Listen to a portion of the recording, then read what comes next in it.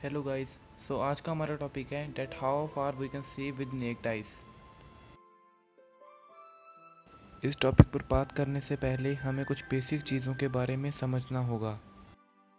सबसे पहले हमें इस चीज़ को जानना होगा कि हमें दिखाई कैसे देता है।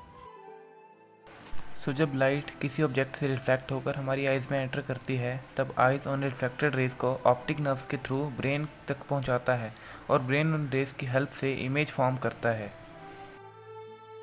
दूसरी चीज़ ये है कि हमारी आइज़ अर्थ के सरफेस से कितनी हाइट पर है। एक एवरेज इंडियन मेल की हाइट होती है 5 फीट 5 इंच और वो 4 किलोमीटर तक देख सकता है। और वैसे ही एक एवरेज इंडियन फीमेल की हाइट होती है 5 फीट 1 इंच और वो 4 किलोमीटर तक देख सकती है। और हम लोग एक चीज़ ध्यान में रख के चल रहे हैं कि उसके रास्ते में कोई भी ऑब्स्ट्रक्शन नहीं है। According to Wikipedia, world longest human being थे रॉबर्ट वैडलो। उनकी हाइट 8 फीट 11 इंच की थी और उनकी व्यूइंग रेंज 6 किलोमीटर तक थी। अब इसका मतलब ये नहीं है कि ज़्यादा दूर तक देखने के लिए हमारी हाइट लंबी होनी चाहिए, क्योंकि अगर हम अपने घर की छत पर चढ़ जाएं तो हमारी आइज़ अर्थ की सरफेस से काफ़ी ऊपर हो जाएंगी और हमारी व्यूइंग रेंज ऑटोमेटिकली ज़्यादा हो जाएगी।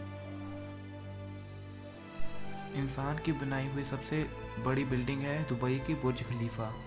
उसकी हाइट 524 मीटर तक है। अगर हम उसके टॉप पर खड़े हो जाएं तो हम 84 किलोमीटर तक देख सकते हैं, प्लस हमारी हाइट मतलब 4 या 5 किलोमीटर और। लेकिन धरती पर सबसे ज़्यादा बड़ी चीज़ क्या है? वो है माउंट एवरेस्ट। माउंट एवरेस्ट की हाइट 8848 मीटर तक है। उसके टॉप पर खड़े होकर हम 340 किलोमीटर तक देख सकते हैं। लेकिन माउंट एवरेस्ट हिमालयन पीक्स के बीच में घिरा हुआ है, जो कि उसकी व्यूइंग रेंज को ब्लॉक करते हैं। सेंट्रल एशिया की एक कंट्री है जिसका नाम है किर्गिस्तान। उस कंट्री में एक पीक है जिसका नाम है डनकोवा पीक। वो 5982 मीटर लॉन्ग है। लेकिन मज़े की बात तो ये है कि इस पीक के चारों ओर ग्लेशियर है।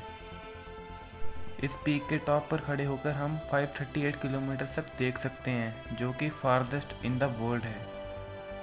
अब हमने हॉरिजॉन्टली तो देख लिया कि हम कितनी दूर तक देख सकते हैं, लेकिन अब हम अपने स्केल को थोड़ा बढ़ा देते हैं।